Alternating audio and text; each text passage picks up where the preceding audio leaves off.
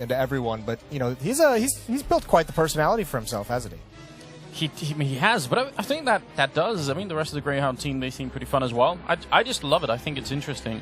And it's the first game of the new season. Well, you've invested a lot into this round with the Scout and the Deagles, and when you lose 2 players that suddenly with like no real plan to kind of trade those kills, it almost feels like a waste of that economy, you know? Now when they go to the 4th round, it's like, well, we're not going to have some of these nades, and what was it all really for? Yeah, it's not been made quite clear at the moment. Dexter is just ready and waiting.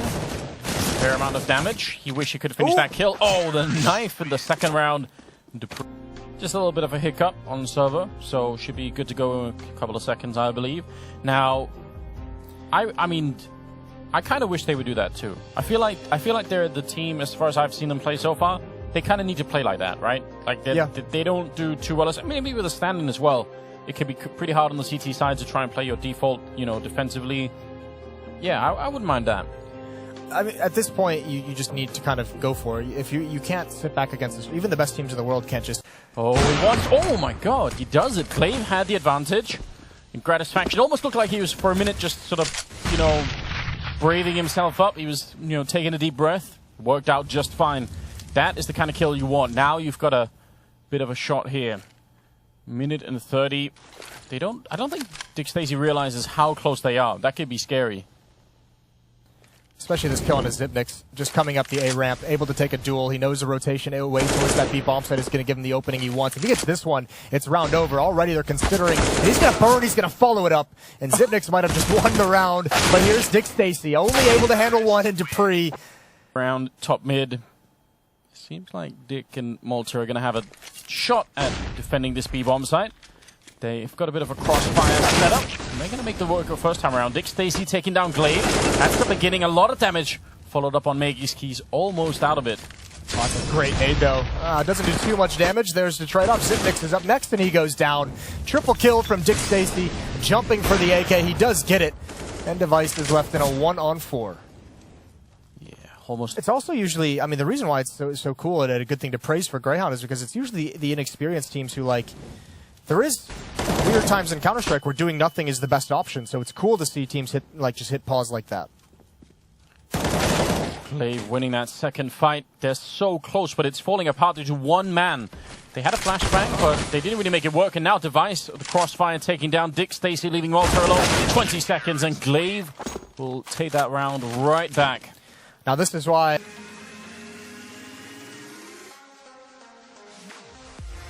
Steele's pushed up into tunnels. He's got himself into a nice aggressive position. So even when they rush in, he might be able to get a couple of free kills here.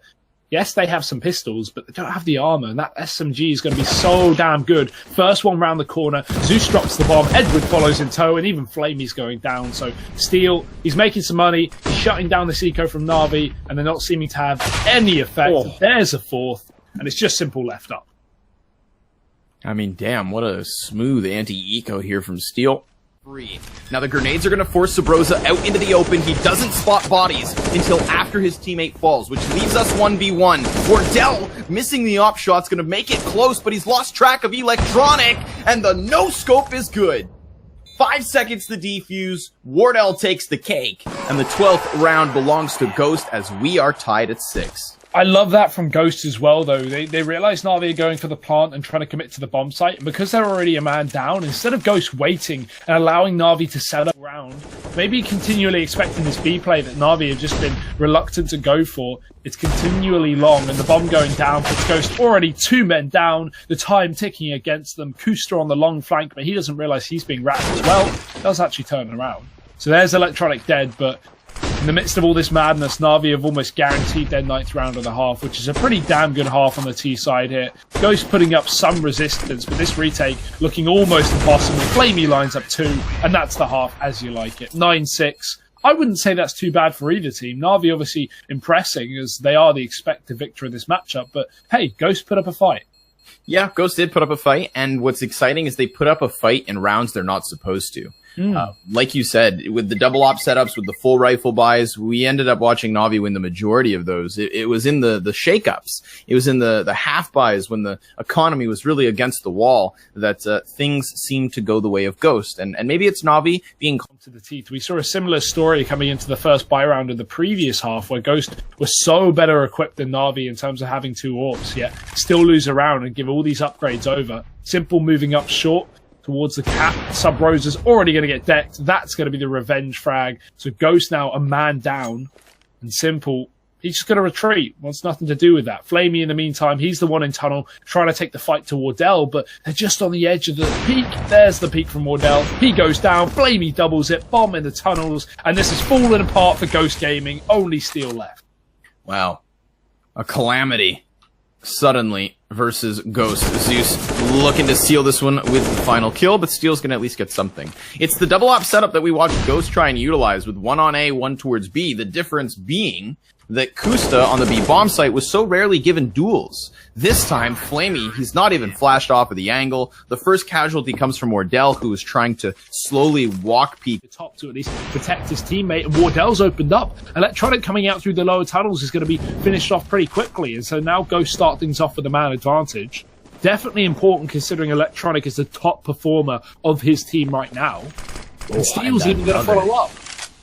The AWPs reign supreme. The beginning of this round, regardless. I like the setup straight from the get-go. Wardell even repositioned towards Cat, given a second chance versus Flamey, but he doesn't have the support yet again. Steel now here to help, and that's going to be even further damage. The ops take all 5 frags. The triple op is so smooth here in OT. And I love, again, that initial setup, because you've got Wardell who's watching lower tunnels, and then Kusta covering him from, of course, the back of mid doors. So 2 long ranges of engagement, and then you saw the opportunity. It bought them as they repositioned towards Catwalk and set it up again. An op fallback from Wardell, which baited them into the middle of the map, where they could have also caught Wardell completely alone. From that point, then having, 2, 3 weapons to move forward on an attempted retake. I'm not saying that Navi would have won the round if Steel dies sooner, but they certainly could have at least tried to deal additional damage. Wardell! This is easy. Money in the bank. Oh no! Oh no! It is not money in the bank. It is not money in the bank, Hugo. It is a whip around from Simple, and that one's gotta hurt.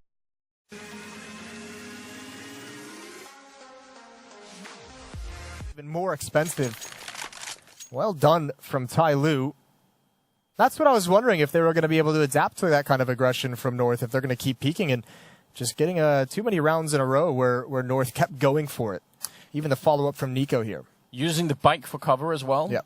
This was great because he has the presence of mind and the courage to get in towards Pit before North was able to rotate back. So Valda didn't even expect him to be in that position. He's already picking him off. What a nice round for Tyler to get back on the board.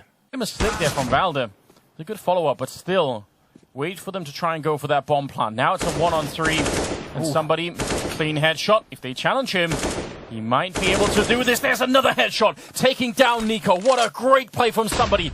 Now it's 30 seconds left, and around the corner is MSL with the AWP. The bomb is out there, ready and waiting. A missed shot here for MSL. Just might give somebody the round. He sprays on it, almost takes him down. And now the bomb in possession of somebody. This is a huge turnaround. He got the ace in the last round. Now he's trying to see if he can save his team once again. The bomb is down, and he's just got his back turned. He's mind-reading MSL right now. He's got his crosshair in position, and it's ready and waiting. MSL trying to sneak in. 1 or 2 bullets should be enough. MSL trying to crouch it. He knows he's got pretty much one shot at doing it, and somebody going to win the round. 1 versus 3. Incredible. That is gorgeous from somebody. Been phenomenal so far for Tai Lu.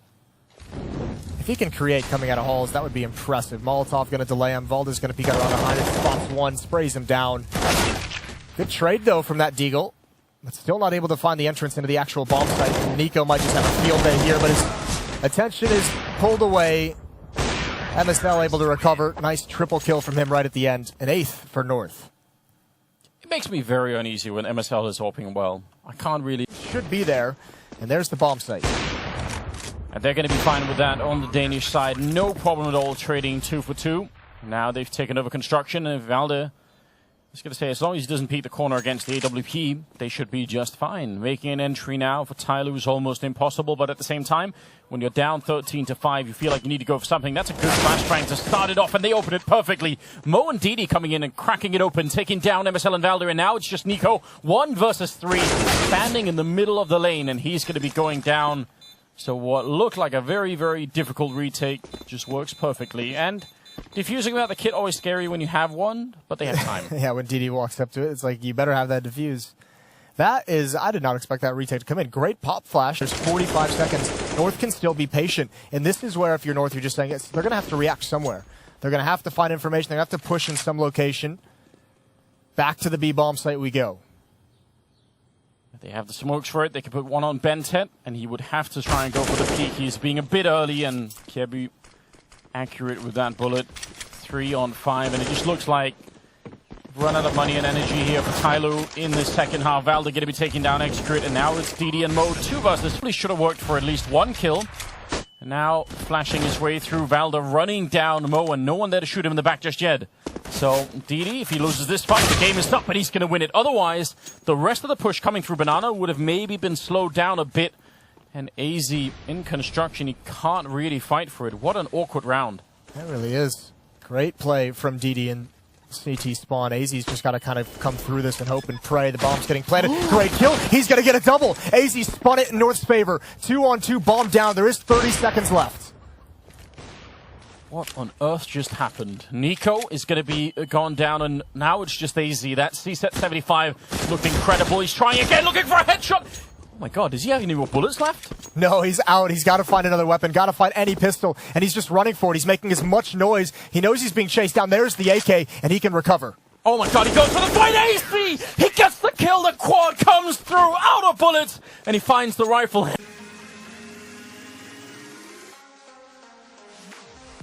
Going to lay down the smoke to try and buy time, but by using the smoke, he has no confirmation on all of this presence. Ninjas in pajamas are gunning for the B bomb site, and even if Cirque, the closest rotator, leaves right now, they should be in by the time he gets there, which means this B site could very easily lead NIP to a second round. Oh, Rez is already out the top, and he's managed to catch Cirque in the connector as the bomb gets planted. NIP in a very good spot, but the trade's already in. NIP getting aggressive as you typically do in the post-plant of trade, but NRG are holding strong. The man advantage drawn back, and even a further kill onto Forest as GetRight tries to trade. He's all that stands, but not for much longer. Ethan with 3 kills, Connor, and this is one of the players that you shouted at before the game. As NRG come back and be in the B site once NIP go for a commitment. So now it's just pistols, and now it's an A play. Hesitation on the front, just but understandable. These grenades are doing massive damage. Poor Lekro just wants to shoot a bullet. Never gets the chance. He's cleaned up by Ethan, who stands above, with another one skewering the skull of Rez. Molly at the feet of GetRight, who at least upgrades to a Deagle, but I highly doubt he gets all too much done. Ethan still not even pressured off of this position. This is an easy anti-eco as far as he's concerned, and that one AWP hasn't even gotten a chance to do much until now. Dennis unable to double because Ethan is a step ahead. 4 kills, but it seems NRG are running into the same woes that the Ninjas did. Forward positioning from GetRight and his teammate behind him. May have just heard the drop down, so GetRight's going to give chase, and these players on A should be prepared for the exit. Sure enough, it's confirmed. GetRight clears the bottom of ladder, so now he should be able to fall back down a second time. And doing so, wins this round. 5 up at the end, a trio for GetRight. Dennis has been so damn good on that AWP all map. Ethan fast out through T-Con. He's already into the site, and he does catch Letgrow moving back to the connector. A massive opening kill. This could snowball forward, but the bomb has been spotted and dropped by Rez. NIP can afford to fully rotate, although they might not need all their men. Rez has already doubled it. Breezy trading, and 2 men are left up for NRG. Fugly's just above one, and he doesn't realize, so Forrest and Dennis will seal the deal. The Ninjas in pajamas win. Said for both sides. Ninjas will be equipped here in the 6th round of their T side. Yeah, but more so for NRG, right? This AWP finally coming through on Cirque. This is a big talking point and something to watch out for on the CT side. And IP don't quite have their own AWP to fight back against this, so you definitely got to be careful. Although Breezy's already been taken down and Cirque's being pressured up close on Ivy. Forrest finds a double. Massive opening kills from NIP, and Daps can't get into position because Forrest is not slowing down. He's ramped up the pace into 3rd gear.